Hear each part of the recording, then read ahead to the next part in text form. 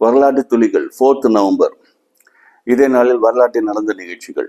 முதலில் 1845 மகாராஷ்டிராவை சேர்ந்த வாசுதேவ் பல்வந்த் பாட்கே என்பவர் பிறந்த தினம். இவர் பிரிட்டிஷ் அரசாங்கத்தை எதிர்த்து போரிட்டவர். 1857க்கு முன்னாடி ஃபர்ஸ்ட் வார் ஆஃப் இண்டிபெண்டன்ஸ் சொல்லக்கூடிய வகையில் வீரபாண்டிய கட்டபொம்மன், வேலு நாச்சியார் மற்றும் ராணி லக்ஷ்மிபாய், அதுக்கப்புறம் தாண்டியா டோபே, மங்கள் பாண்டே இவரெல்லாம் ஈஸ்ட் இந்தியா கம்பெனி எதிர்த்து போரிட்டார்கள். ஆனால் 1858க்கு அப்புறம் இந்தியா பிரிட்டிஷ் குயினோட டைரக்ட் கண்ட்ரோலுக்கு வந்தது. அப்போ பிரிட்டிஷை எதிர்த்து போரிட்ட தைரியமானவர் இவர். பிரிட்டிஷ் அரசாங்கம் இவரை ஜெயிலில் சாகும் வரை ஜெயிலில் போடுறாங்க, சித்திரவதை செய்கிறாங்க. 34 வயதில் அவர் இறக்கிறார். அவர் பிறந்த தினம் என்று. அதுக்கு அடுத்தபடியாக 1847 அந்த வகையில் Young Simpson, James Young Simpson என்பவர் குளோரோஃபார்ம் மருத்துவ சிகிச்சைக்கு ஒரு மயக்க மருந்தாக பயன்படுத்த முடியும் என்றதை கண்டுபிடிக்கிறார்.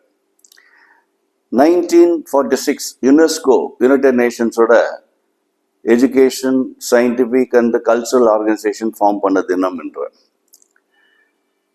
1966 அந்த வாக்கில் பிரிட்டிஷை சேர்ந்த மேரி அண்டு அவருடைய கணவர் லூயிஸ் லீகே என்பவர் 2 பேரும் சேர்ந்து டான்சானியாவில் மனித இனத்துக்கு முன்னோடி என்று சொல்லக்கூடிய ஹோமோ ஹாப்லிஸ் அந்த இனத்தை சேர்ந்த ஒரு மிருகமோ மனிதனோ அந்த இனத்தை சேர்ந்த அவருடைய ஜா போன் கண்டுபிடிச்சு மனிதனுடைய பரிணாம வளர்ச்சியில ஒரு மைல் ஸ்டோனாக அது அமைகிறது அந்த கண்டுபிடிப்பு.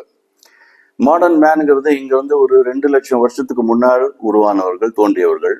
இந்த ஹோமோ ஹாப்லிஸ்ங்கிறது 20 லட்சம் வருஷத்துக்கு முன்னாடி இங்க உலகத்துல இருந்தவங்க. அவங்க வேட்டையாட தெரியாது, மற்ற மிருகங்கள் வேட்டையாடிய பொருட்கள் அந்த உடல்களை மட்டும் இவர்கள் சாப்பிடுவாங்க. பிளான்ஸ் இதெல்லாம் சாப்பிட்றவங்க. ஸ்டோன் டூல்ஸ் ஓரளவுக்கு யூஸ் பண்ண தெரிஞ்சவங்க. அதுதான் அவங்க ஹோமோ ஹாப்லிஸை பற்றி.